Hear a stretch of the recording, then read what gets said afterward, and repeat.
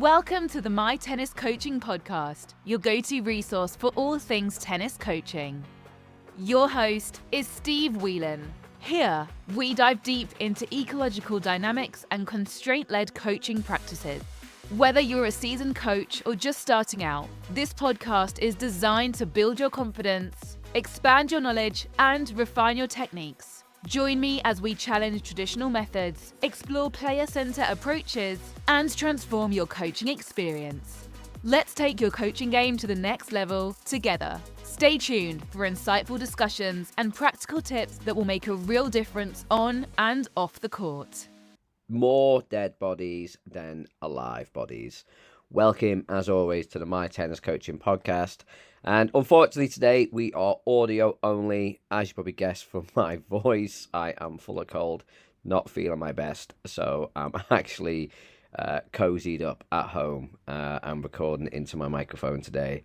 And yes, the whole concept of survivorship bias in tennis, and the whole concept of survivorship bias in tennis. And it's quite a tendency to look at the best players and look at the methods or their coaching programs and assume that that's the reason why they're so good. And I've done quite a few posts recently over on LinkedIn. Please follow me over there because I post sort of little mini articles every single day. So if you're interested in some of the stuff that I put out, please feel free to add me as a connection over on LinkedIn. But I've put quite a few articles about this out recently, about why we assume that coaches play a huge role in successful players. And it only really happens in tennis, I think. Like, I don't believe we know who Wayne Rooney's under 10 coach was. I don't think we know who Usain Bolt's coach was. I don't think we know who the coach is for the current Olympic rowing team. Like, we just assume in tennis that, especially in talent developments or player developments, that the coach is the reason why the player is so good. And it's crazy because, like, obviously the coach has a influence. The coach plays a really important part in player development. I'm not taking that away from coaches. However, I would probably weight more credibility or more praise to the player themselves first and foremost. Like, the player has to put in, as Sean Dyche would say at Everton, the hard yards. The player has to perform day in, day out. They have to perform under stress and anxiety in competition. They've got to put in the motivation and the work. They've got to get up early and make sure they're eating the right foods. They have to do all that stuff. Like, the coach just has to make sure that they guide them towards more and better decisions on the tennis court, or more and better decisions lifestyle-wise. Like, the player has to put so much in. So they should get the bulk of the credit for the success. But it doesn't happen in tennis. It's always like, oh, the player wins nationals. Well done to the coach. It's like, how does that make any sense? And for me, that's just part of ego. Like, it's just feeding the ego.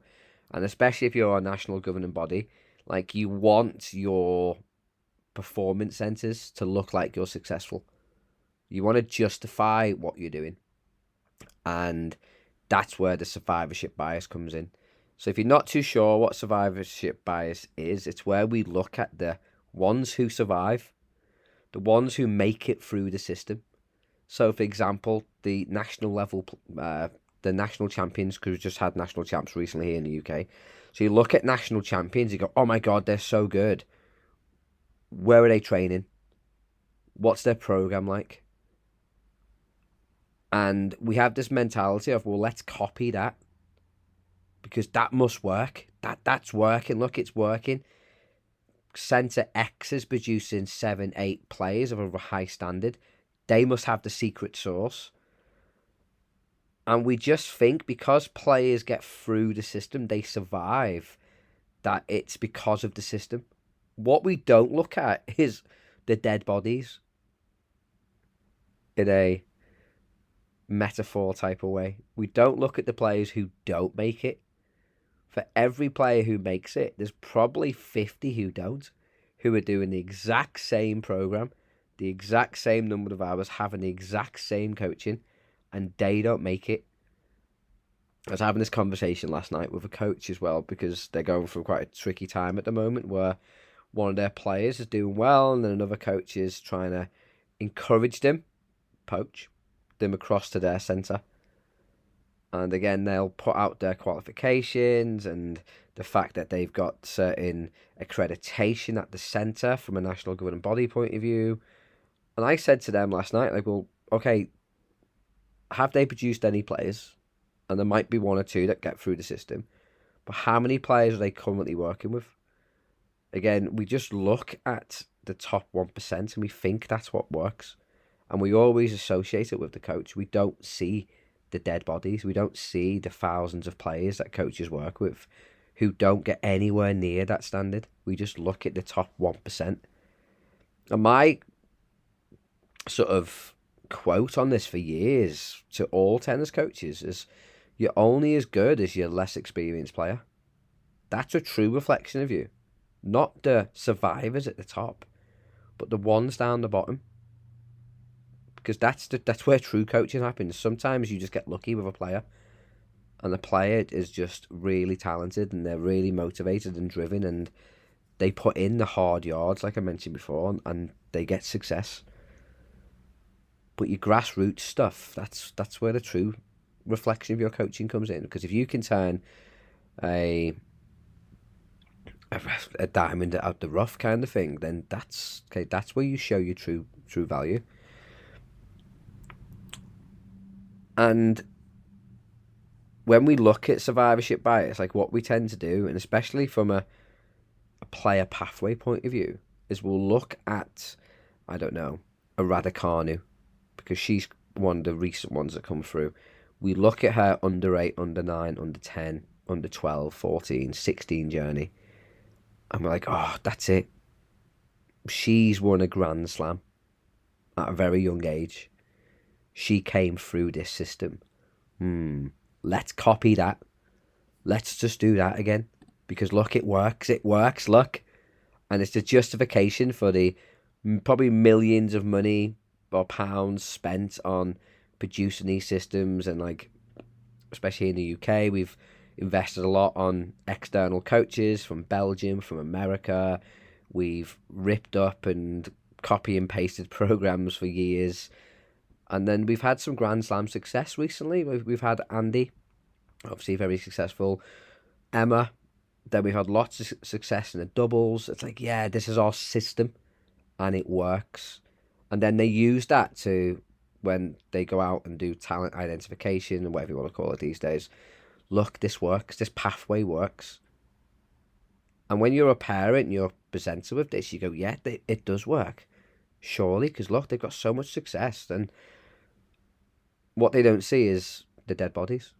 They don't see the thousands and thousands of players who have gone through the system and it's just spat them out. And they've been told, like, you're not good enough at 9. You're not good enough at 10. And we've just gone through a series of regional camps here where our best under 9s, under 10s, they go off to a camp with the best players in the region and they get little reports back. And we've just had an issue with a coach that I'm working with where they've had a report come back and it's not very good. The report says they need to work on all these technical things. And they're making sort of snapshots and judgments of players who are 9, again, pre-puberty. Haven't even gone through puberty yet, haven't even gone through any stage of maturity. They haven't grown into what will hopefully be their adult form or start to grow into their adult form. And you're making snapshots judged on that. You're making snapshots judged on under 9s. And I guarantee now, if you go to any under 8, under 9, under 10, under 12 program, your best players will be the ones who are more physically developed because they have a huge personal player advantage constraint. They're just bigger, stronger, faster. They may be more psychologically mature as well. They're better problem solving decision makers. The other kids in the age group are just immature. They're still growing. And we're making snapshot judged on that. It just makes no sense. And again, what tends to happen is people get written off at 9 and 10, and then it's like, well, I'll go and try something else because I'm not going to make it as a tennis player. I've been told so. And the evidence is there. Like, even those national champions now recently at under 12s and under 10s, there's absolutely zero guarantee they're going to be a pro player. The odds are still massively stacked against them that they'll even be a pro player, that they'll make any living from tennis. Again, the stats, I've not got them in front of me, but it's less than 1% to be a pro player, top 100 player. And that's the danger of survivorship bias, because we just use it as a justification. We use it as, well, if it worked for them, it must work. If that coach has got success with that player, then they know what they're doing. And you see this all the time within tennis.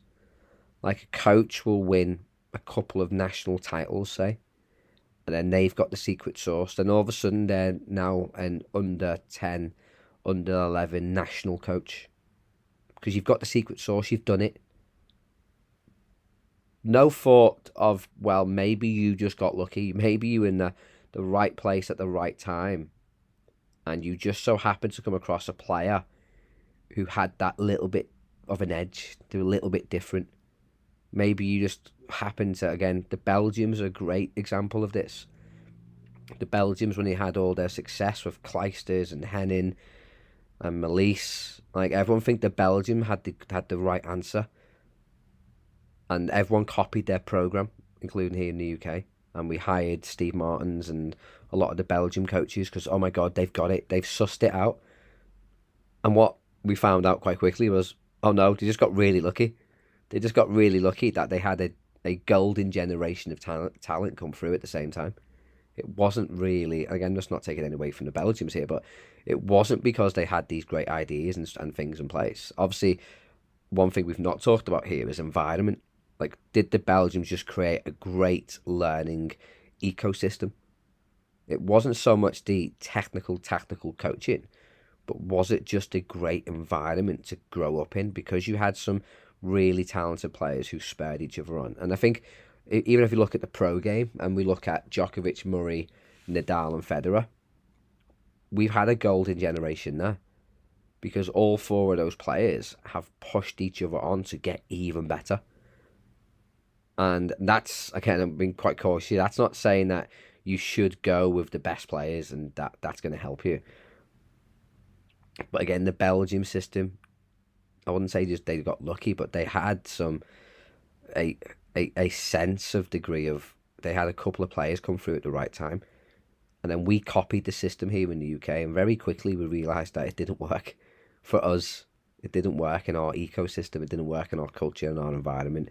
There's elements of it that we've kept in, obviously sort of mini tennis or LTA youth tennis, tennis tens. That element is still there. It's still there, and I think it does have a huge benefit in terms of participation and using it as a constraint-led approach as well. I think there's huge benefits for the system, so I'm not saying that it's all bad. But we just got to be careful. And we do this a lot even within our clubs. Like, we may have one player who goes on to, I don't know, even a county level. If you're working at a small club, they go on to a county level and you think, well, that's worked with them. I'll just do the same with everyone else. I'll just copy and paste their program. We got into this conversation with a coach forum this week. Like, well, to reach a county level, you have to play X number of hours a week, or to reach a regional level, X number of hours a week. And again, there's no evidence to suggest that. Again, you're just using the survivorship bias of, well, if they played 4 hours a week, then we must play 4 hours a week. And you get this a lot with parents, don't you? Like, parents thinking, well, oh my God, they're number one in the region. They're doing 27 individuals a week. Oh, we should be doing 27. Which is just, again, that's a really a over-exaggeration example. But that's how parents think. And that's how coaches think sometimes as well. Oh, they're doing 4 hours a week strength and conditioning. We must do 4 hours. So what can we look past? Like, how can we not fall into the survivorship bias trap? I think, first of all, foremost, like, everyone's different. Like, we've just got to look at players as individuals. We just got to coach what's in front of us. We have to stop coaching from textbooks. We have to stop coaching from Instagram and copy and pasting stuff. We've really got to think about, okay, what's the player in front of me? What do they have today that I can almost guide them to making a little bit better today? And just getting those little improvements each and every session. And that might mean increasing hours. That might mean increasing the type of training they're doing. But we can't just copy and paste it across and sort of say, well, that's what they're doing, so we must do it. We've got to treat everyone as individuals. Some players might need 4 hours a week. Some players might just need 2. Again, it's looking at the person in front of you. We've then also got to make sure that we are creating representative training environments. So are we using methods that encourage players to make decisions, to adapt to different situations, to develop resilience? Or are we just trying to replicate techniques? Are we just trying to copy and paste stuff that we see other players do? Are we designing training environments for that individual? Or are we just watching a video on YouTube and just copying the practice and hoping it works for our players? So when we create these training environments, ecosystems, it's based on what the players want and need in the moment. It's not based on anyone else's. Then look at the unsuccessful stories. Then look at the dead bodies. Like, understand why players leave the sport. Burnout, too much pressure, too much too soon, felt like a full-time job. These are just some conversations I've had with players over the years. And that's where we need to look at it, because, like, if they're saying to us that it feels like a job, they're probably doing too much. If we feel like there's too much, if they feel there's too much pressure on them, we're probably putting that pressure on them as a coach or as a parent.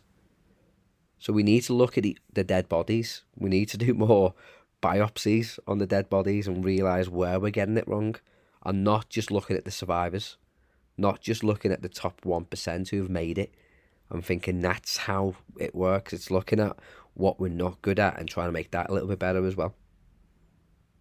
And then we just have to look past traditional methods. We have to look forwards. We have to look at methods like the constraint-led approach.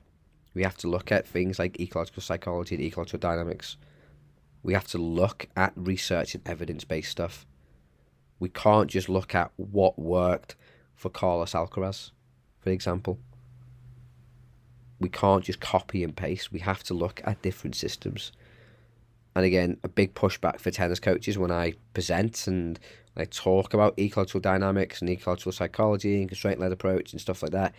A big pushback I get from coaches, it's worked for me in the past. It's always worked for me. And that's the survivorship bias. Yeah, it's worked for your 1%, but it's not worked for 99%. So the odds tell me it probably doesn't work just because it worked for one player. And it might have worked despite the coaching. The player might just have found a way of adapting based on your poor coaching and my poor coaching. And I've always thought this as well. And I've said it a few times on the podcast and on the YouTube channel. Like, if I've coached 1,000 players and only 10% have made it, then I've not coached very well. And I look at that now, okay, in terms of, well, how many players are still playing in 20 years? Or will be playing in 20 years? How many how many of my players are playing matches? How many players are playing tennis? Not the success. I'm not looking at wins. I'm not looking at ratings and rankings. I'm not looking at who's getting into grade 2s or who's getting national selections. Because I'm not looking at the top 10% no more. I'm looking at the whole ecosystem, the whole 100%. And I need to get my percentage up. It's not just about the wins. So there you go. Hopefully you found this podcast interesting. And yet try not to fall into the trap of survivorship bias. It is all around us. It's something I'm quite conscious of as well. Because even when I get success with constraint-led approach, like, there is a survivorship bias there. Like, and what's good about the constraint-led approach is I am now seeing more players play more often, playing longer, playing competitive tennis. And for me, it's more than 1 or 10% now. It's a lot higher.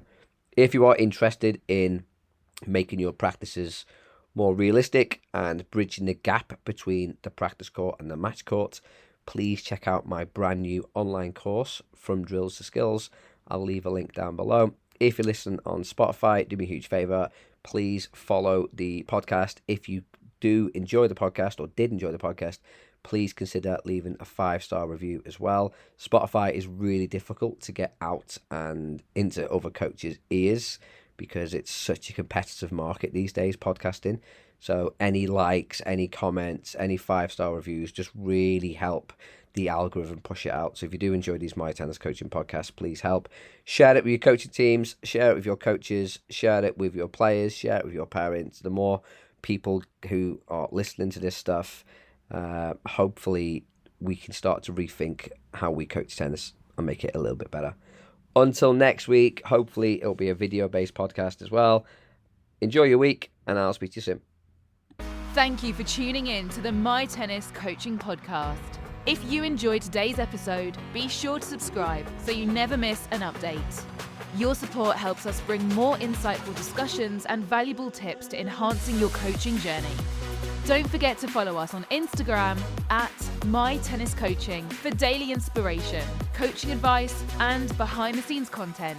Stay connected, stay inspired, and keep pushing the boundaries of your coaching skills. Until next time, keep fostering growth, innovation, and excellence on and off the court. See you in the next episode.